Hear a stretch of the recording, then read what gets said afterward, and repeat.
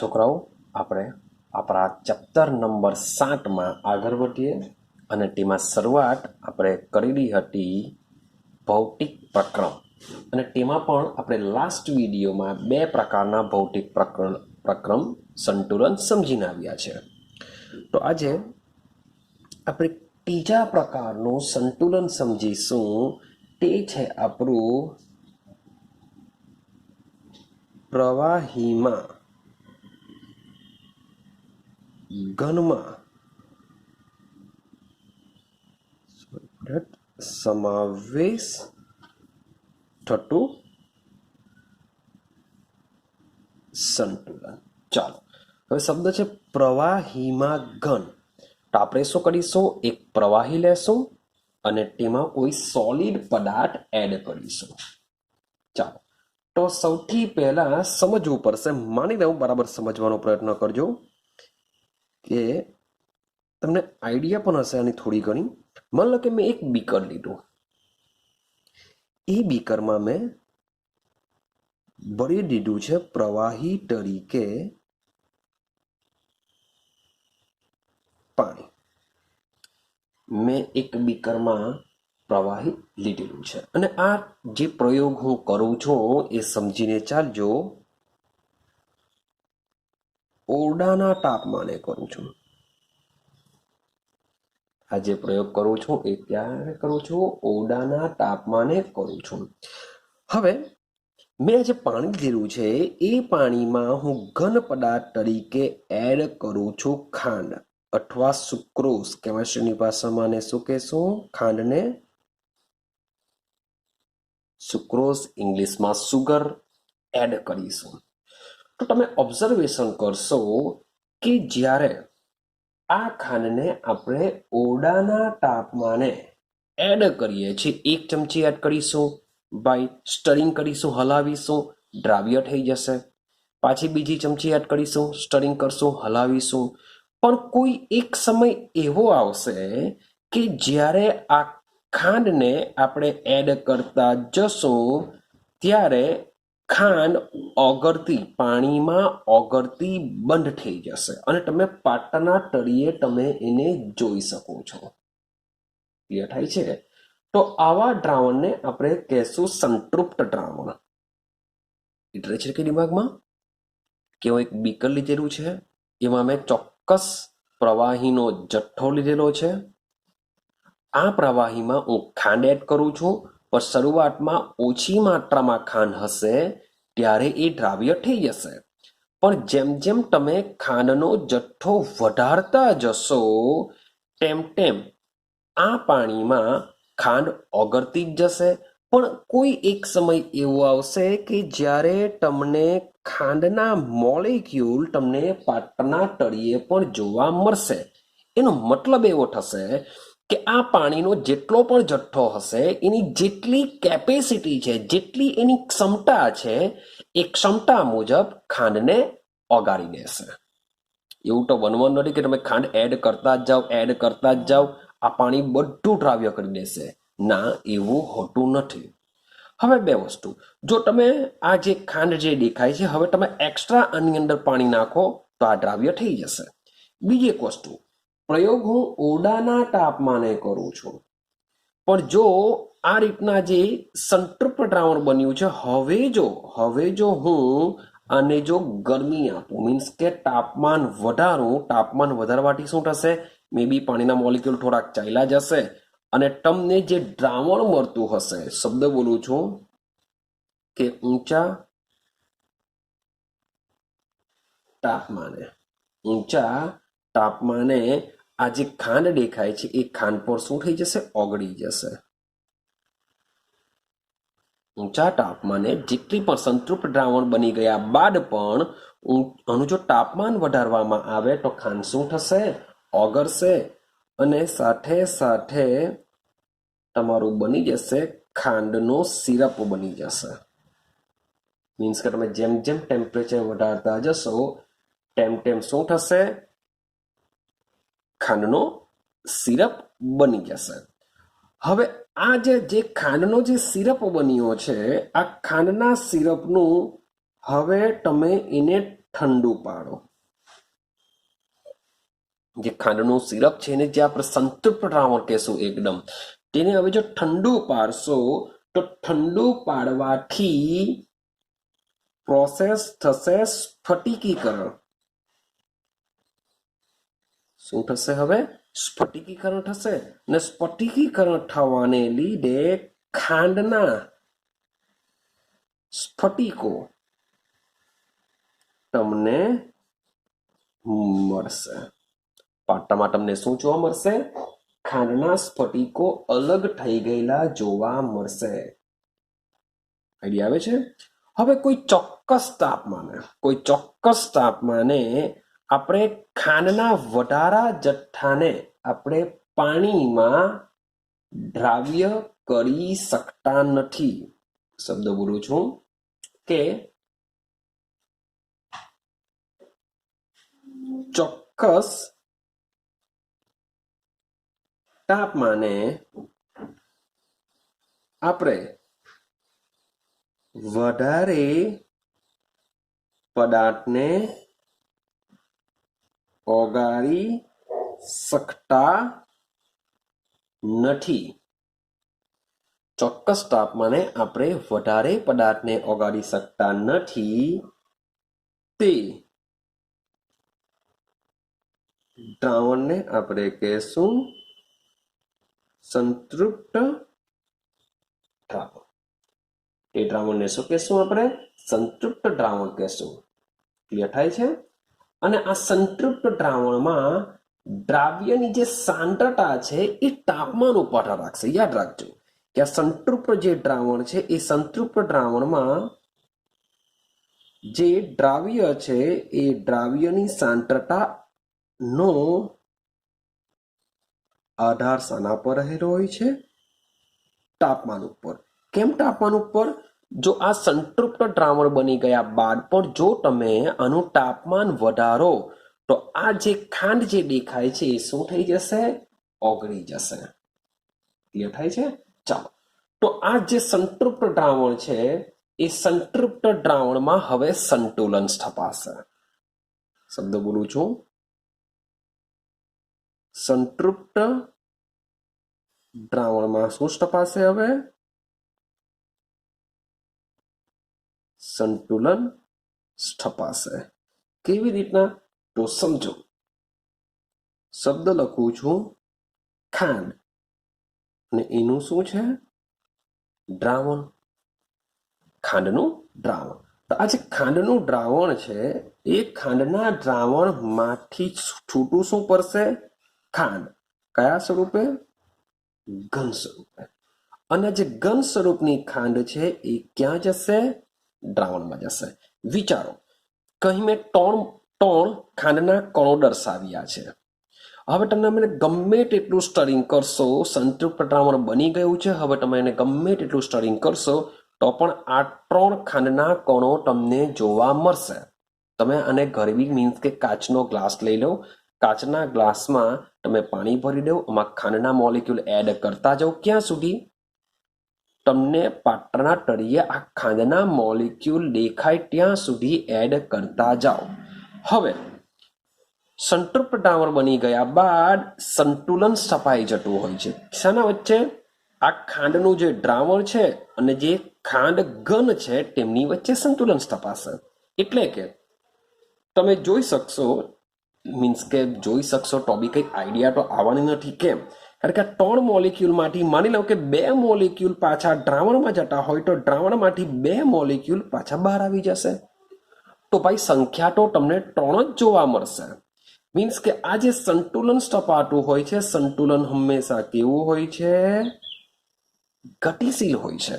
એટલે કે આ ખાંડનું દ્રાવણમાંથી એટલી જ ખાંડ પાછી બહાર આવી જશે. એટલે કે આપણું સંતુલન કેવું હોય છે? ગતિશીલ હોય છે. હવે આપણે જો ઘરે કરવાનો પ્રયત્ન કરીશું તો કોઈ ખબર જ નહીં પડશે. કેવી રીતના ખબર પડવાની?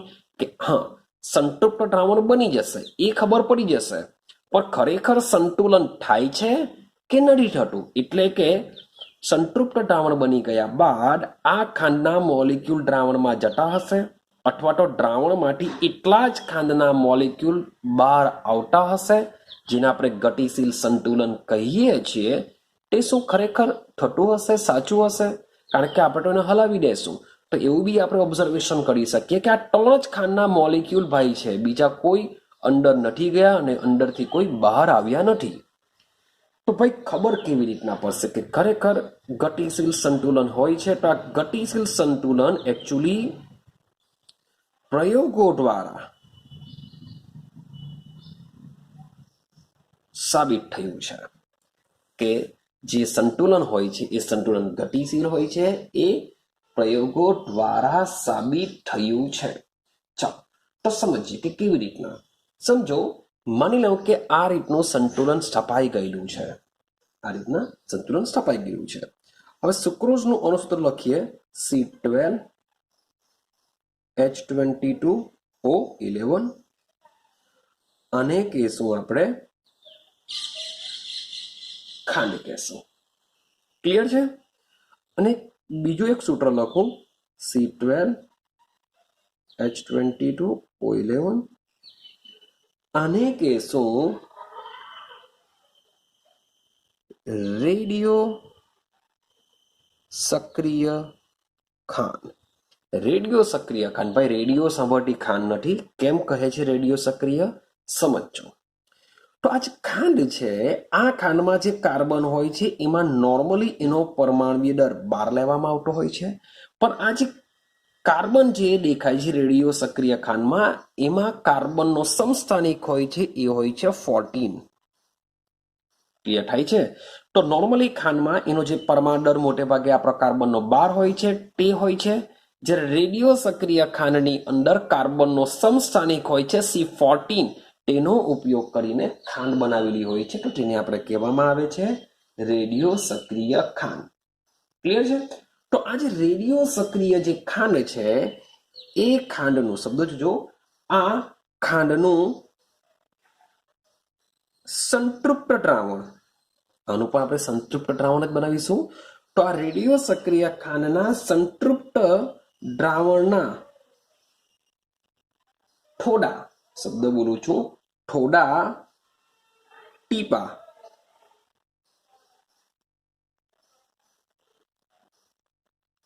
સંતૃપ્ત દ્રાવણ ખાંડમાં ઉમેરવામાં આવે છે.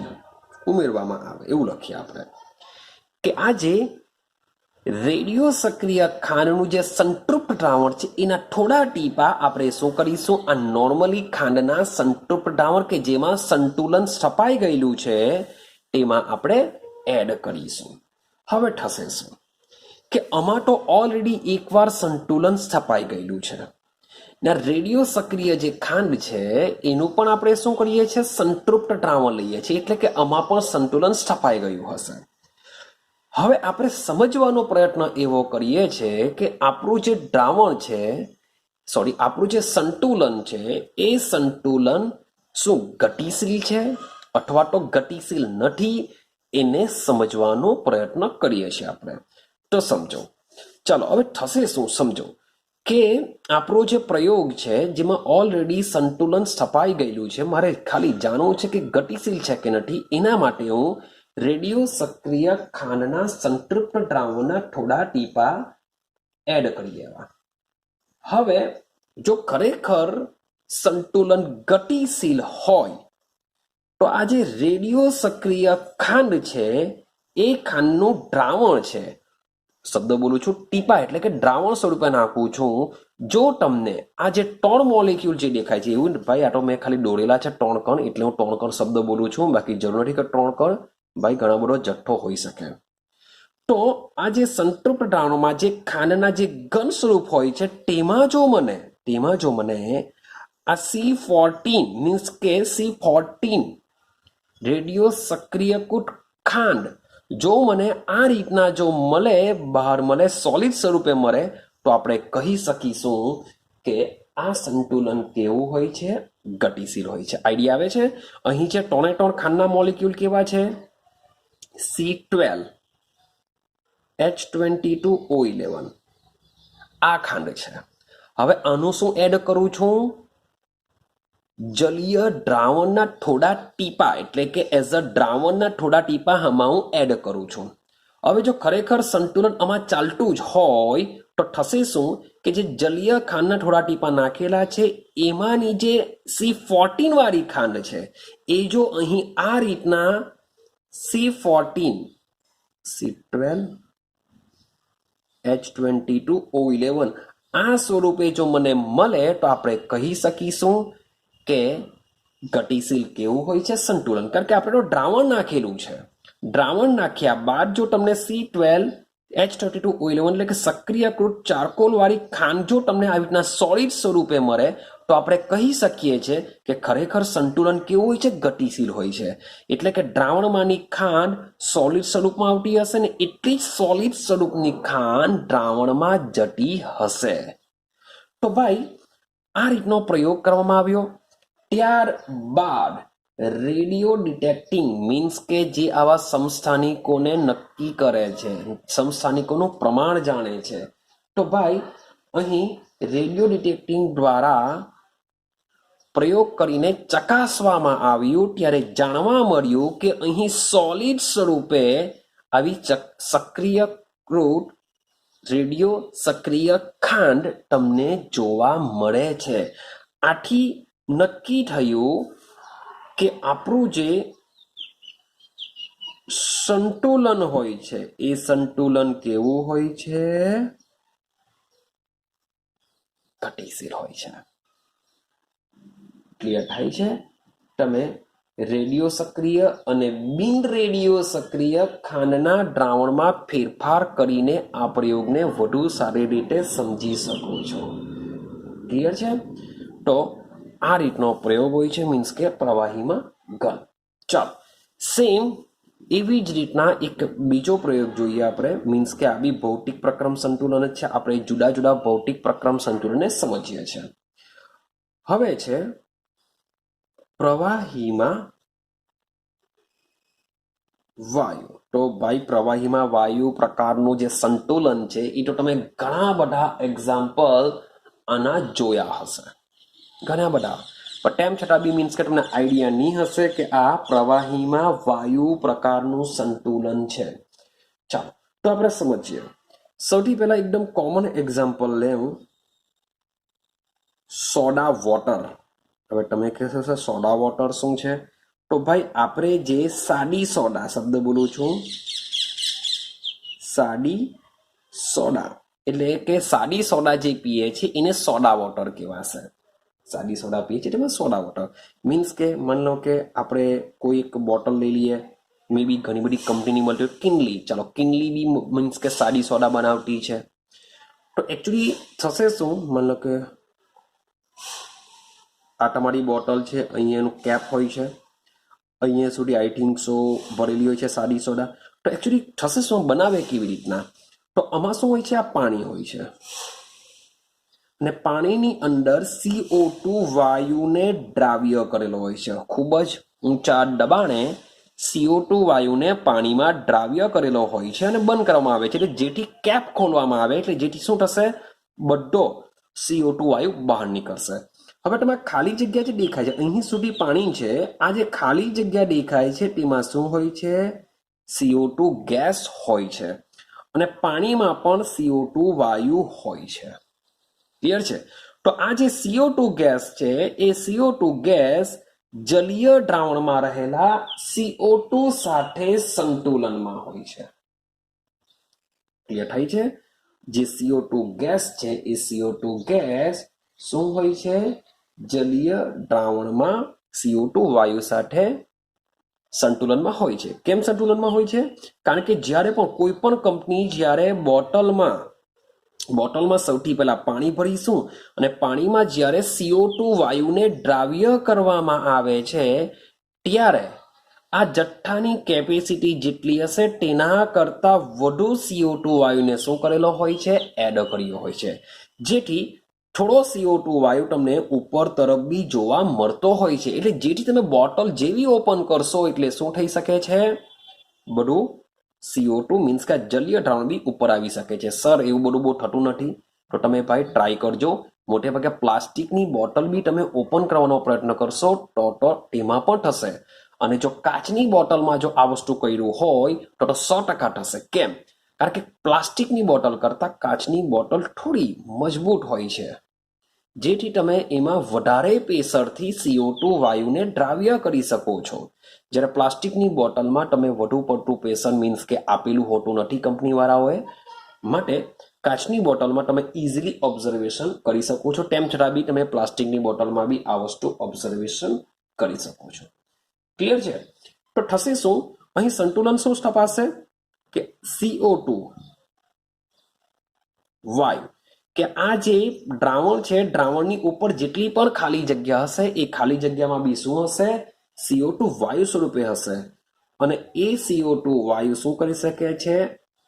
દ્રાવણમાં રહેલા, શબ્દ બોલું છું, દ્રાવણમાં રહેલા CO2 વાયુ સાથે સંતુલનમાં હોય છે. સંતુલનનો મતલબ શું થાય? સમજો, પાણીમાં રહેલો જે CO2 છે એ વાયુમાં રૂપાંતર પામશે અને વાયુમાં રહેલો જે CO2 છે એટલો જ જથ્થો પાણીમાં દ્રાવ્ય થશે. એટલે કે તેમની વચ્ચે શું સ્થપાશે? સંતુલન સ્થપાશે. હવે આ જે સંતુલન છે એ તમે ધોરણ 12માં ચેપ્ટર નંબર 2માં ભણશો. બહુ મજાની થિયરી છે. આ સંતુલન ભાઈ હેનરી ના નિયમથી નિયંત્રિત કરી શકાય છે. આખી થિયરી આપણે ભણીશું આપણે 12th સાયન્સની અંદર, હેનરીનો નિયમ. પણ હમણાં ખાલી એટલું સમજી લો કે આ જે સંતુલન છે એ હેનરીના નિયમથી આપણે શું કરી શકીએ છીએ? નિયંત્રિત કરી શકીએ છીએ. ક્લિયર છે? ચાલો, તો હવે સમજો ભાઈ, કોઈ પણ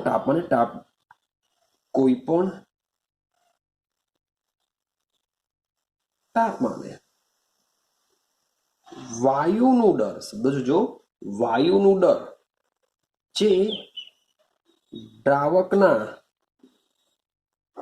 આપેલા દરમાં, બંનેનો જથ્થો લીધેલો છે, દર એટલે કે જથ્થો, કે કોઈ પણ તાપમાને વાયુનો જથ્થો, 12th સાયન્સમાં આપણે જથ્થો શબ્દ વાપરીશું, જે દ્રાવકના આપેલા દરમાં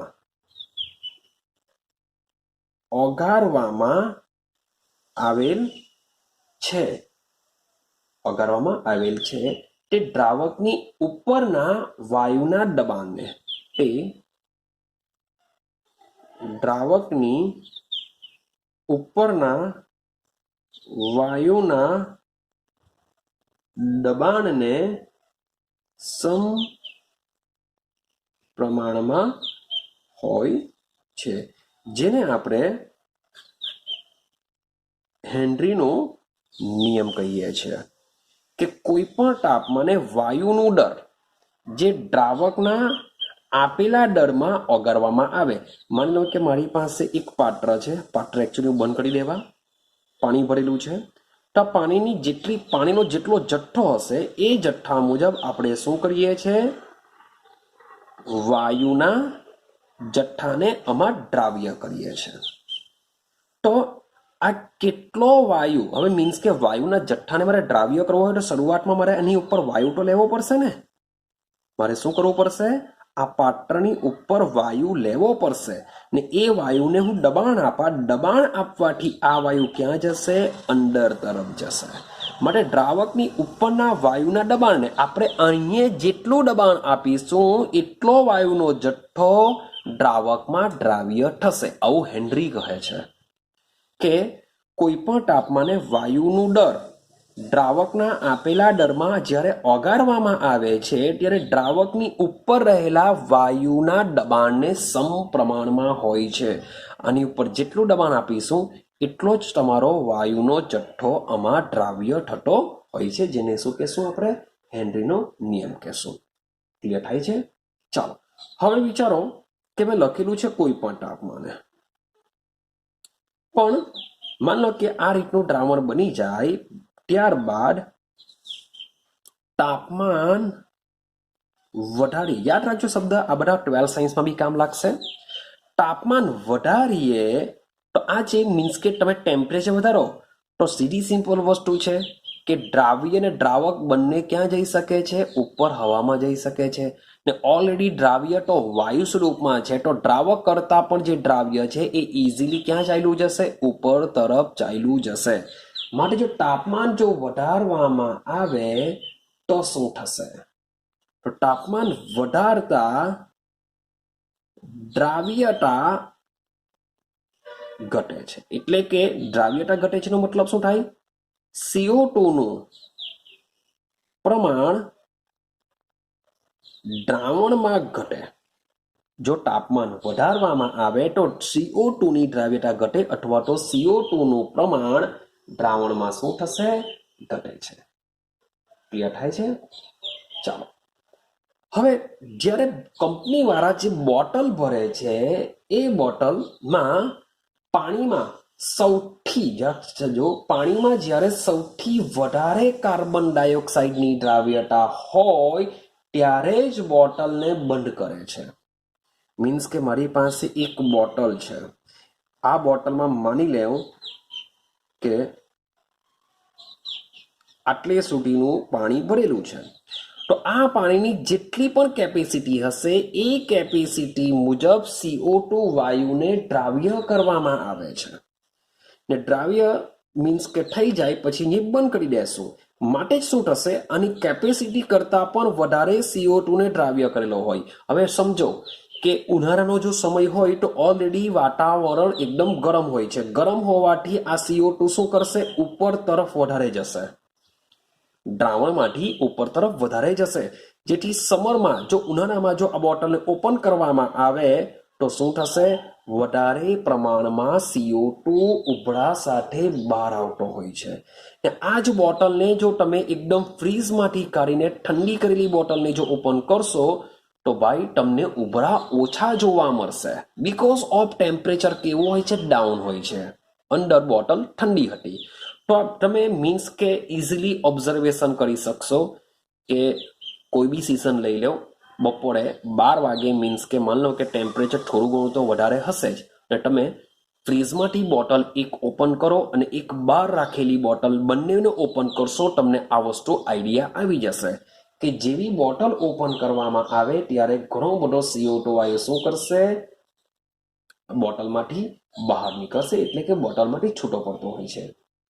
ક્લિયર થાય છે? ચાલો, તો ક્યાં સુધી બહાર નીકળવાનો પ્રયત્ન કરશે?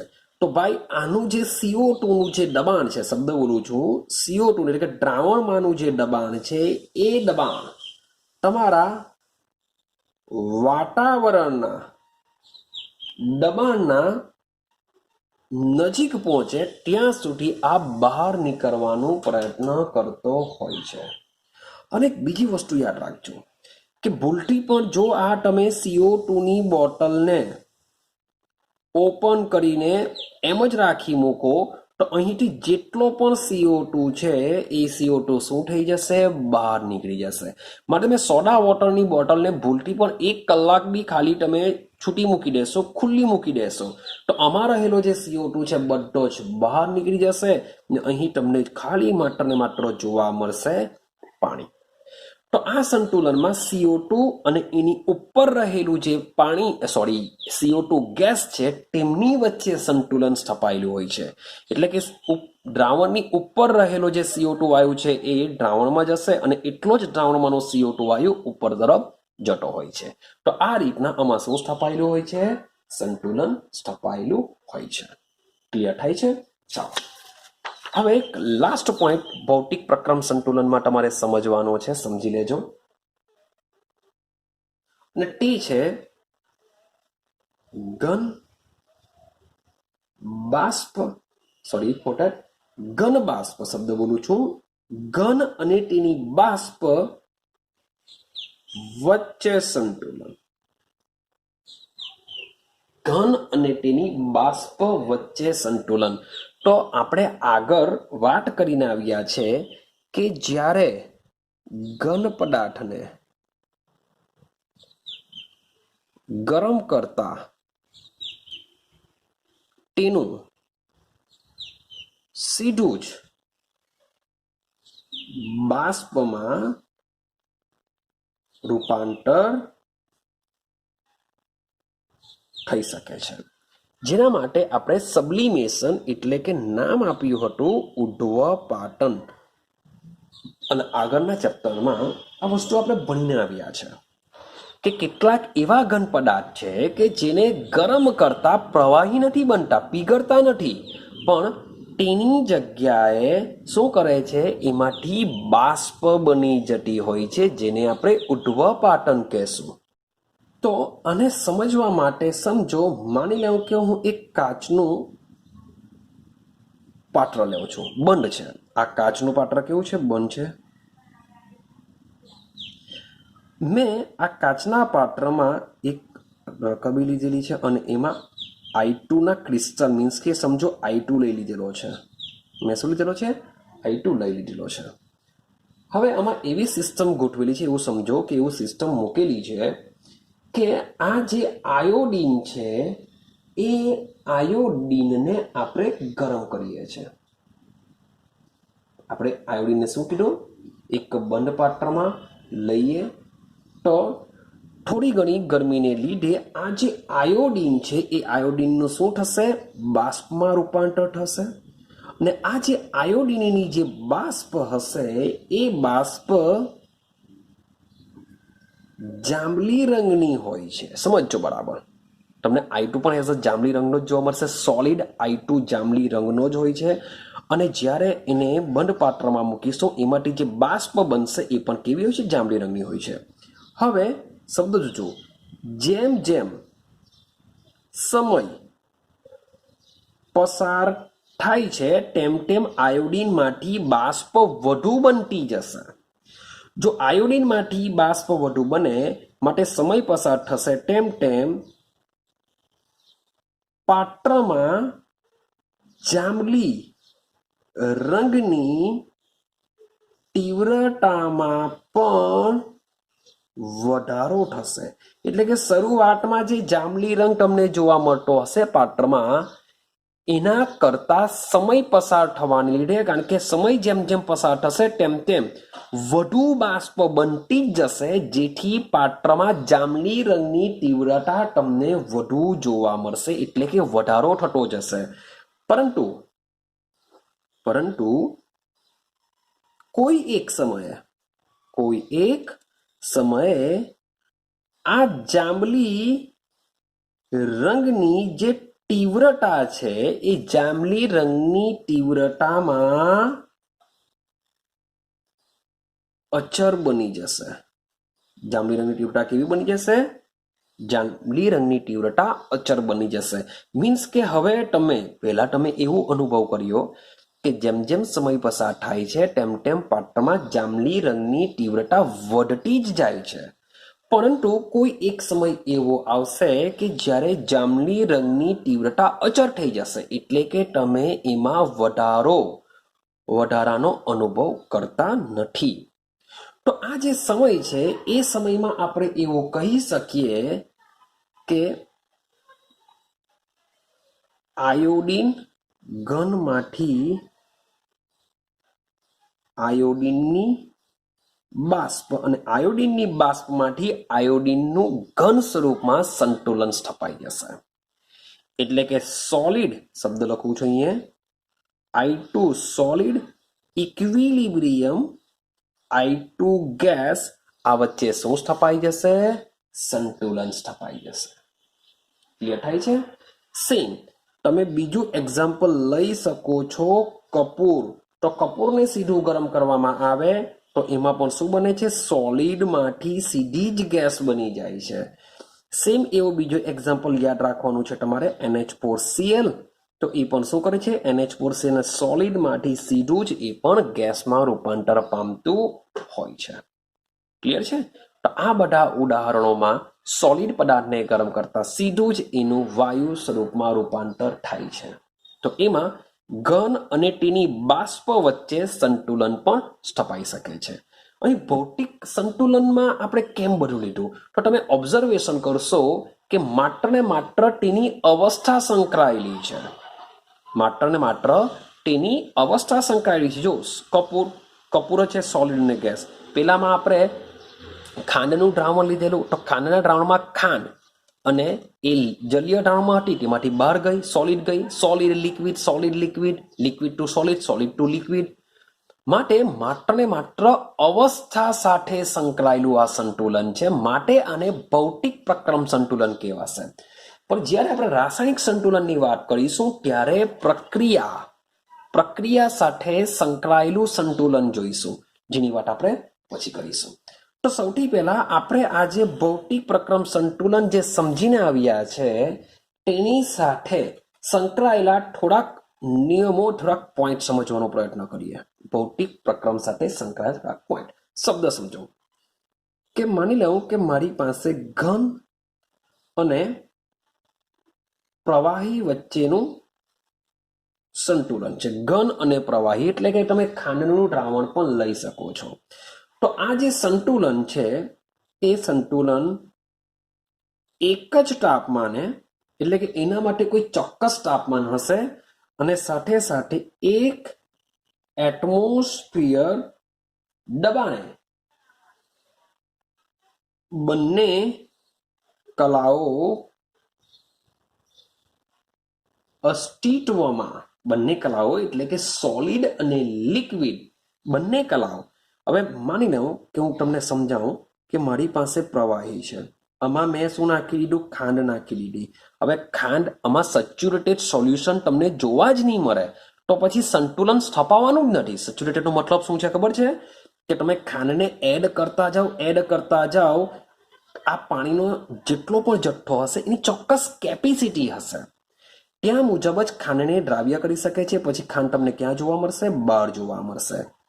તો અને હજુ પણ તમે ગરમ કરો તો હજુ પણ દ્રાવ્ય થઈ જશે. હજુ પણ ખાંડ એડ કરો, ગરમ કરવાથી પણ મીન્સ કે હજુ પણ ખાંડની દ્રાવ્યતા વધતી જશે. પછી એને ઠંડુ પાડો તો એના સ્ફટિકો તમને મળશે. તો એ કન્ડિશનમાં સંતુલન ત્યારે જ તપાશે. બાકી તમે એક ગ્લાસ પાણીનું લીધું, એક ચમચી ખાંડ નાખી દીધી, હલાવી દીધી, બધી દ્રાવ્ય થઈ ગઈ, તો એમાં તમને સંતુલન જોવા નહીં મળે. સંતૃપ્ત દ્રાવણમાં સંતુલન જોવા મળશે. માટે લખેલું છે કે બંને કલાઓ અસ્તિત્વમાં, એટલે કે સોલિડ પણ હોય અને સાથે સાથે દ્રાવણ પણ હોય, ત્યારે જ આમાં સંતુલન સ્થપાઈ શકે. બાકી તમે ખાલી એક ચમચી ટોટલ દ્રાવણ બની જતું હોય, સંતૃપ્ત દ્રાવણ ન બનતું હોય, તો તેમાં સંતુલન સ્થાપી શકાતું નથી. ક્લિયર છે? તો બંને કલાઓ સહ અસ્તિત્વ ધરાવે ત્યારે જ શું થઈ શકે છે? સંતુલન સ્થાપી શકાતો હોય છે. અને એક બીજી વસ્તુ કે આ જે સંતુલન જ્યારે સ્થપાય છે ત્યારે પર્યાવરણમાં ઉષ્માનો વિનિમય ન થતો હોય તો બંને કલાનો દર અચર રહે છે. એટલે કે આ જ્યારે સંતુલન સ્થપાય છે ત્યારે ઉષ્મા અચર રહેતી હોય તો અહીં પાણીનો અથવા તો આપણે શબ્દ બોલીએ દ્રાવણ તથા ખાંડનો જેટલો જથ્થો હશે એ જથ્થો કેવો રહેશે? અચર રહેશે. એટલે કે ખાંડનું દર અને દ્રાવણનું દર કેવું રહેશે? અચર રહેશે. શાની વાત ચાલે છે? ઘન અને પ્રવાહી વચ્ચે સંતુલન સ્થપાય હોય તો. બીજો પોઈન્ટ સમજો. સીધી સિમ્પલ વસ્તુ છે કે જેટલા મોલેક્યુલ ખાંડના બહાર હશે એટલા જો અંદર જાય એટલા જ મોલેક્યુલ બહાર આવવાના. માટે જથ્થો કેવો રહેવાનો? અચર રહેવાનો. હવે વાત કરીએ પ્રવાહી ઇક્વિલિબ્રિયમ બાષ્પ. પછી આપણે સાદી સોડાનું ઉદાહરણ જોયું.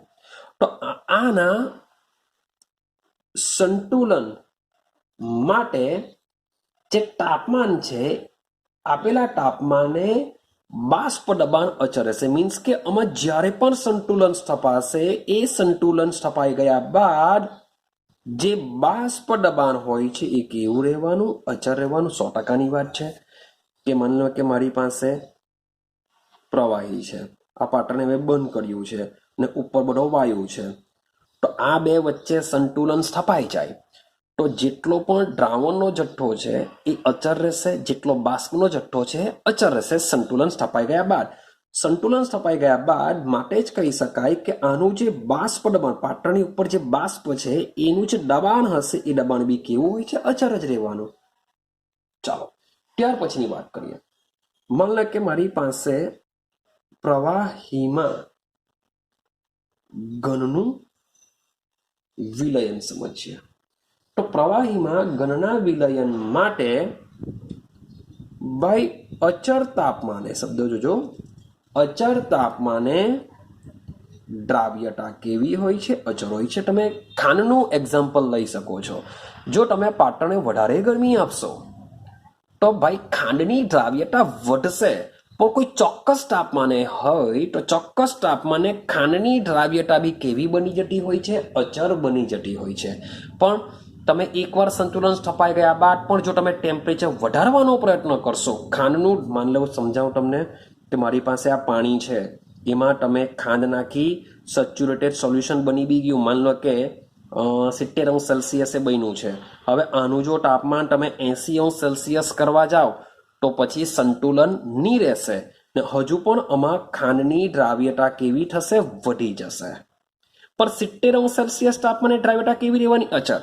અને હા, તમે 80°C તાપમાને કરશો રિએક્શન તો બી ફરીથી પાછું સંતુલન સ્થપાશે, એટલે કે દ્રાવ્યતા વધી જશે. ખાંડ તમે હજુ એડ કરી શકો છો. 80°C તાપમાને કેવી થશે? ફરીથી પાછું સંતુલન સ્થાપી શકાય છે. પરંતુ અહીં 80°C તાપમાન હવે તમે ફિક્સ કરી દીધું, તેમાં ખાંડની દ્રાવ્યતા કેવી થઈ જશે? પાછી અચળ થઈ જશે. ક્લિયર થાય છે? અને લાસ્ટ પોઈન્ટ જોજો કે પ્રવાહીમાં, શબ્દ બોલું છું, પ્રવાહીમાં વાયુનું વિલયન. પ્રવાહીમાં વાયુનું વિલયન એટલે કે તમે સાદી સોડા બી તમે લઈને ચાલો કે પ્રવાહીમાં વાયુના વિલયન માટે આજે પ્રવાહીમાં વાયુની સાંદ્રતા પ્રવાહી પરના વાયુના દબાણને સમપ્રમાણમાં હોય છે. એ આપણો હેનરીનો નિયમ છે કે પ્રવાહીમાં વાયુ વિલયનમાં પ્રવાહીમાં વાયુની સાંદ્રતા મીન્સ કે માન લો કે મારી પાસે આ પ્રવાહી છે, આ પ્રવાહીમાં CO2 વાયુને હું દ્રાવ્ય કરું છું, તો આને શું કહેવાશે? પ્રવાહીમાં CO2 ની સાંદ્રતા. તો પ્રવાહીમાં વાયુની સાંદ્રતા આ પ્રવાહીની ઉપર કોણ હશે? CO2 વાયુ હશે. તો પ્રવાહીમાં વાયુની સાંદ્રતા પ્રવાહી ઉપર રહેલા વાયુની, પ્રવાહીની ઉપર રહેલા વાયુની, વાયુ ના લખીએ આપણે, વાયુના દબાણના સમપ્રમાણમાં હોય છે, જે આપણો હેનરીનો નિયમ છે, જે આપણે સમજીને આવ્યા છે. ક્લિયર થાય છે? તો બસ આજના વિડીયોમાં હું આટલે સુધી જ કમ્પ્લીટ કરું છું. મીન્સ કે ભૌતિક પ્રક્રમ સંતુલન શું છે એના વિશે થોડુંક સમજીએ આપણે. મીન્સ કે થોડુંક ઇમેજિનેશન કરશો, થોડુંક વિચારશો તો બહુ ઇઝીલી તમને આઈડિયા આવી જશે કે ખરેખર ભૌતિક પ્રક્રમ સંતુલન શું છે. તો બસ આજના પૂરતું હું આટલે સુધી જ રાખું છું. નેક્સ્ટ વિડીયોમાં હવે આપણે સમજવાનો પ્રયત્ન કરીશું રાસાયણિક સંતુલન શું છે, એને આપણે સમજીશું. તો મળીશું નેક્સ્ટ વિડીયોની અંદર.